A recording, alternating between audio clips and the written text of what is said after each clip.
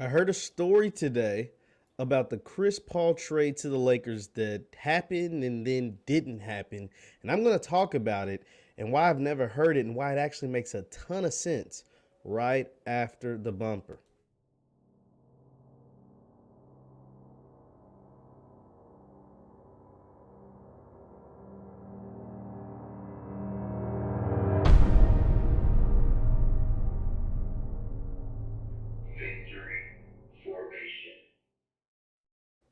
What's good people? Jeff Lightsy Jr. here with the Black Boss channel and Victory Formation. Be sure to hit the thumbs up button, like, share, subscribe, and the notification bell because we upload every single day and I try to come to you live right here at 6 p.m. Eastern. Today we are going to talk about the subject of Chris Paul and his trade, not so much trade to the Lakers that went down but then actually didn't go down. The NBA vetoed it, all that good stuff. So for those of you who don't know, back in 2011, Chris Paul was actually traded from New Orleans to the Lakers for about 2 hours. For about 2 hours, he was a member of the Los Angeles Lakers. But then the NBA vetoed the trade. The NBA made sure it never happened. Obviously, a few days later, he was traded to the Clippers, and the rest is history.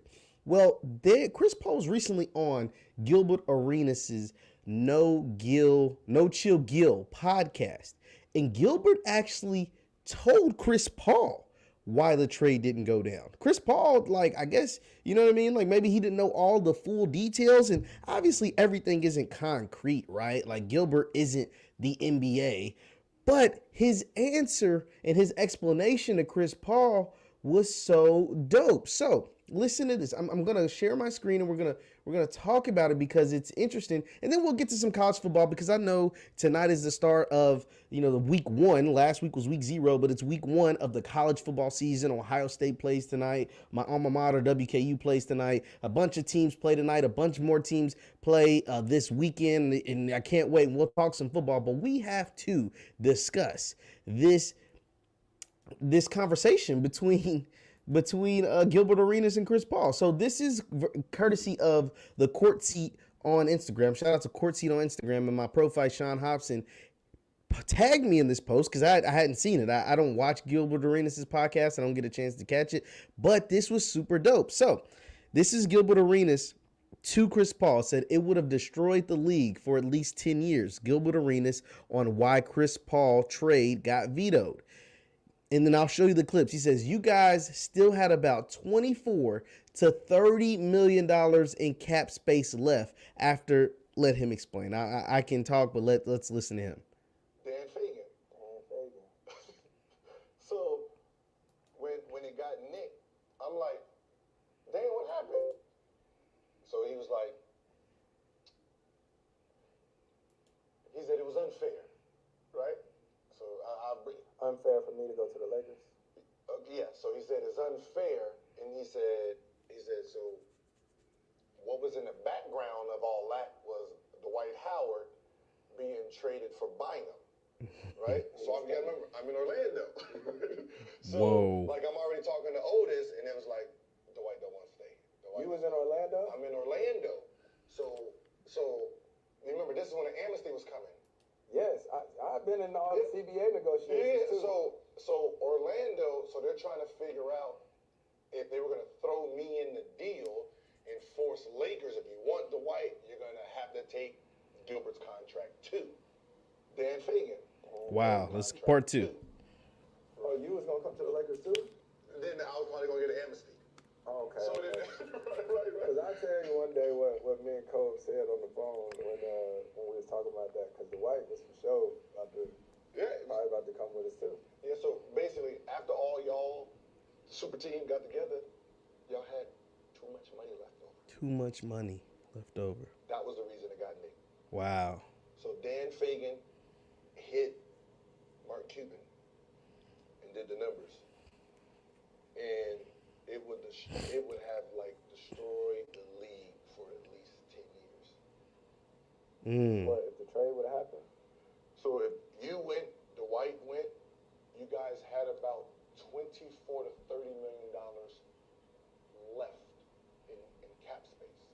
So at that time, you're talking about the contract 2. Well, let's continue. This is part 3. Starting price about 12, 13 million on the max contract.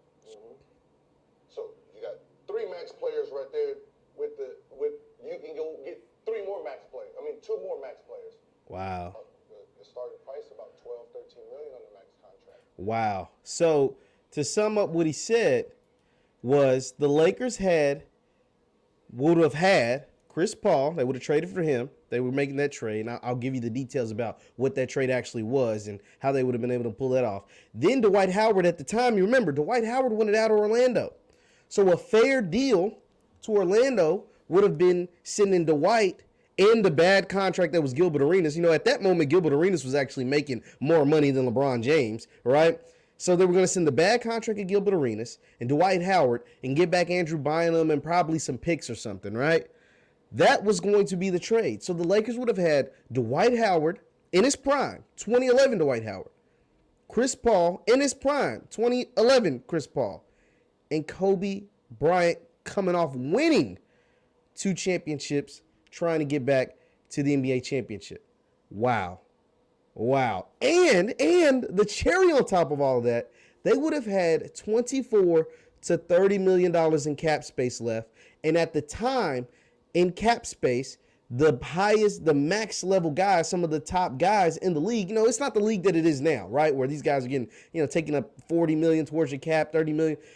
Max player guys were taking up between 12 and 15 million of your cap space, right? I'm not trying to bug you with numbers, but let's just make it simple. They would have had enough money between the 24 and 30 million roughly to go out and get 2 more max level all-star type players with the cap space that they had. And the league said, oh, hell no. This cannot go down. There's no way we can allow Kobe coming off winning some rings, Dwight in his prime, and Chris Paul in his prime, all to team up together on that team. Off a team that just won 2 titles, you know, in the last couple of years. Nah. Nah, we can't let this happen. We cannot let this happen at all. And here are the details of the Chris Paul trade that happened and then didn't happen. So on December 8th is when the trade went down. Then NBA Commissioner David Stern vetoed a 3-team trade that would have sent Chris Paul to the Los Angeles Lakers. It would have paired Paul with Kobe Bryant in Los Angeles with a lot of other moving parts as per multiple reports. Here's how the trade would have looked. The Lakers would have got Chris Paul. They would have shipped out Lamar Odom. Kevin Martin from the Rockets would have shipped out Lamar Odom to New Orleans. Kevin Martin from the Rockets would have went to New Orleans. And Luis Scola from the Rockets would have went to New Orleans. And Goran Dragic from the Rockets would have went to New Orleans. And then Houston would have received Pau Gasol. Remember, Pau Gasol was a prime value. He had just come off winning 2 championships. So Pau Gasol was a hot commodity. Pau Gasol was somebody a lot of people wanted. Pau Gasol is who the Rockets at the time wanted to have down in Houston. Get rid of all their young guys and get a veteran. So that would have been a win for the Rockets in their eyes. Get rid of all these young guys, unproven, Goran Dragic, Luis Scola, who's just okay, Kevin Martin, who was solid, but he wasn't Pau Gasol. And the Lakers would have with a highway robbery would have got Chris Paul. But here's the thing. The NBA at the time owned the New Orleans Hornets. They were the New Orleans Hornets at the time. The NBA owned the New Orleans Hornets. And so here's an article written this year, or in 2020. It says, despite the public reaction to the decision, because people were pissed that David Stern vetoed this trade. People were pissed that he vetoed this trade. Stern was within his capacity to deny the trade as the league, listen to this is what was key, and why what Gilbert Arenas said is probably facts. The league owned the Hornets. The league owned the Hornets, owned the majority stake of the Hornets. So think about this. If the league owns the Hornets and David Stern, who is the commissioner, when you're the commissioner, you work for the owners. You don't work for the players. You're not looking for the best interest of the players. You are looking at the best interest of the owners. Let's not get it twisted. The league runs because of the owners. Well, the commissioner, all of everything he wants to do is in the benefit of the owners. That's why you see a lot of stupid rules get passed, right? That's why you see a lot of, like the NFL, no taunting. Why is the no taunting a thing? because the owners wanted it in there. The players didn't give a damn about taunting. The owners didn't like taunting. Why do you think they approve new football and new equipment and things like that? They don't get passed because of the players. Get passed because of the owners. If the owners see it best fit, and as long as it doesn't affect their bottom dollar, 9 times out of 10 they'll make it happen. But this to them was going to affect things. They weren't going to have a chance of winning a championship in their eyes. You pair Kobe, and in the background, Dwight is about to get traded because Dwight ends up being on the Lakers. Remember, that does end up happening. Dwight is about to get there too because he's disgruntled in Orlando with Kobe and CP. And they're going to have $25 to $30 million in cap space left after they get both guys? Come on, man. Come on. No, we cannot allow this to happen. Now, David Stern, RIP, David Stern, he went a step further to actually insult someone on why he vetoed that trade. So the reporter, when they asked David Stern, after obviously years after it went down, they said, "Why'd you cancel the trade? Why'd you veto the trade?" David Stern goes, quote, I'm going to correct your language. What cancellation? The GM at the time of the Hornets, Dell Demps, this is the shot of Dell Demps right here, was not authorized to make that trade, Stern told Brian Berger of Sports Business Radio Show. And acting on the behalf of the owners, we decided to not make it. I was an owner rep. There was nothing to void. The trade never got made. Well, that technically is true, but the trade was made. It was agreed upon, but it got vetoed because it has to be approved by the league, and the league didn't approve it. Why? Because the league knew Dwight Howard was headed to LA. The league knew Chris Paul was going to be in LA, and the league knew that the Lakers were going to have $24 to $30 million left in cap space, and they did not want that to happen, to go out and get 2 high-level players on the market. Yeah, the league didn't want that to happen. The league had no interest at all in the Lakers having 3 of their premier stars and enough money to go out and get 2 more. No, that was not a move. Not at all. Now, you ask and you compare because that took place in December of 2011. That took place in December of 2011. In July of 2011, what took place in July of 2011? For those of you basketball historians, leave it in the chat. Leave your thoughts in the comments. What took place in July of 2011? Well, in July of 2011, the Heatles came together. The big 3 in Miami. LeBron, Chris Bosh, Dwayne Wade. They came together in Miami. They went to the championship in that lockout shortened season, the 2011-2012 season. The biggest difference between what the Heatles did and what the Lakers were trying to do is that the Heatles didn't need to trade. You can't stop someone from signing as a free agent. I can't stop you from signing to a team as a free agent. I, as the commissioner, have no veto power over that, as long as you do it ethically. But even tampering, I can only fine you. I can only fine you even if you're tampering, as if you're talking to them but when they're on another team. I can't stop you. 2, all 3 of those guys were on max level contracts, and they had no cap space. They had to sign guys off the street. They signed the Mike Millers of the world who were over the hill, the Ray Allens of the world who had to take pay cuts to get there, everybody that was on James Joneses of the world and the Joel Anthonys and guys like that. The league ain't afraid of them. You can have those guys. You can have those guys. You can have the Joel Anthonys, even though Ray Allen was still make clutch shots. He wasn't in his prime. You could have Mike Millers and the Mario Chalmers and all those guys that was on the Birdman, the Chris Birdman, and all those guys that were on the Heat. That's cool. But you can't be like the Lakers and have Kobe and Dwight in his prime and Chris Paul in his prime and be able to go get a Joe Johnson or somebody that was out there, a Darren Williams or somebody that was out there at the time, a high-level guy like that. No. Or both, or 2 of them. No. Especially when we own the Hornets. especially when we can stop it from happening. That's exactly what the NBA did. This is exactly what the NBA decided to do. Like, nah, man, we not going out like this. We are not going out like this. And so that is the unfortunate history of why Chris Paul was not sent to the Lakers. Instead, like I said a few days later, Paul was traded to the LA Clippers for Eric Gordon, Al-Farouq Amino, Chris Kaman, and the Timberwolves unprotected pick in 2012, which I think ended up becoming Austin Rivers, I want to say. I think that ended up becoming Austin Rivers.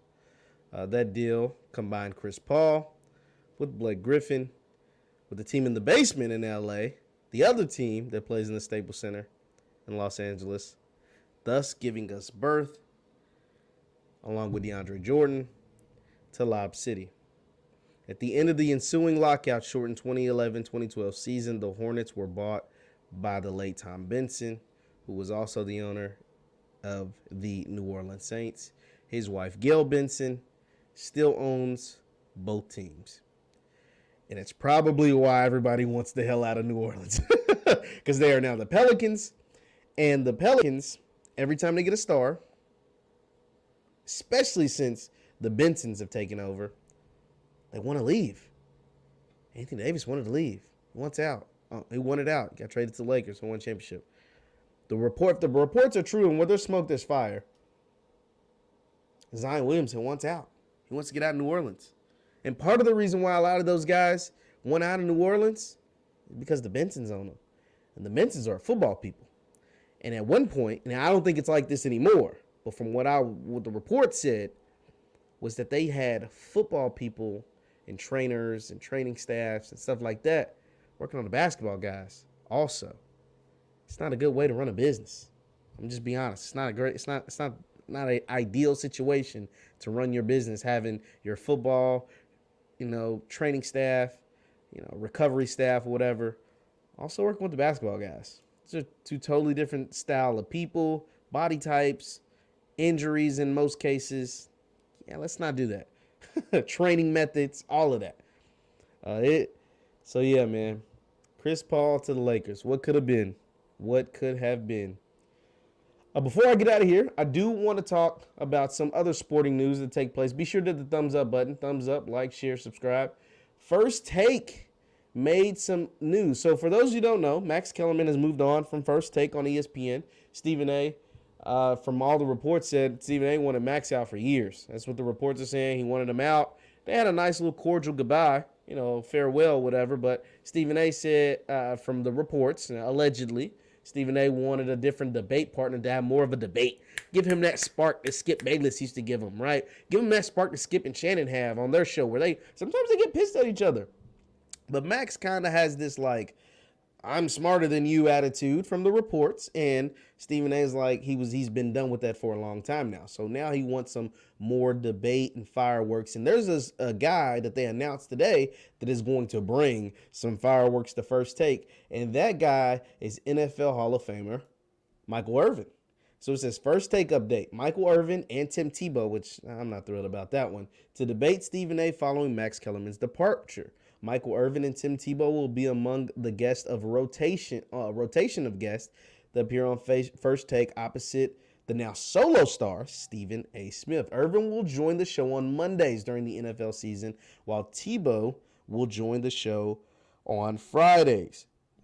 During the week, the guest commentators will include Paul Feinbaum, Keyshawn Johnson, Mina Kimes, Kimberly Martin, Monica McNutt, Jessica Mendoza, Chiney Agumake, Dan Orlovsky, Kendrick Perkins, Marcus Spears, Brian Windhorst, and Damian Woody. So they have a ton of people, but the two bookends will be Michael Irvin and Tim Tebow. Now, the crazy thing is Tim Tebow really ain't even that good on TV. Let's just be honest. Tim Tebow is not that great on television.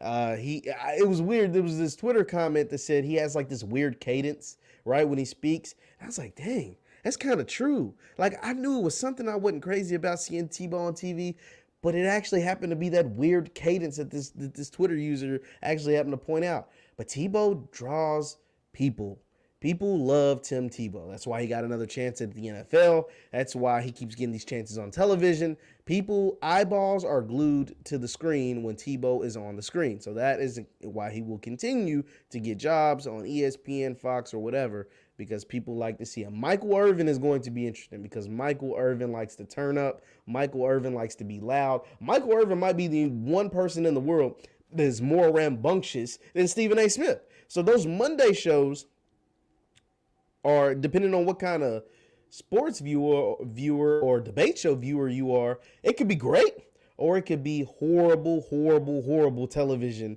for your eyes and ears, because they're going to be very loud, very flamboyant, very rambunctious, and it's going to be interesting to watch. That's all I can say. Leave your thoughts in the chat. Leave your thoughts in the comments on the things that are happening over at First Take. Leave your thoughts in the chat and leave your thoughts in the comments on the vetoed trade of Chris Paul. We're talking about this 10 years later. What could have happened throughout those 10 years? How many championships would the combination of Chris Paul, Kobe Bryant, and Dwight Howard would have won if they would have started in December of 2011? How many championships? Leave your thoughts in the chat. Remember, and keep in mind, Kobe played 5 more years, right? He made it to year 20, which ended after the 2016 season, right? In 2016 is when his career ended. So how many more championships in that 5-year run? You give him just that 5 years. Realistically, let's say Kobe plays those 5 years. How many more championships do the Lakers, does Chris Paul, does Kobe Bryant win if David Stern never vetoes that trade that doesn't allow Chris Paul to come to the Lakers? Instead, he was subjugated to the team in the basement, the Clippers. Once again, I'm Jeff Lightsy Jr. with the Black Boss Channel in Victory Formation. Thank you guys for tuning in. Be sure to hit the thumbs up button, like, share, subscribe, and I will see you next time. Peace.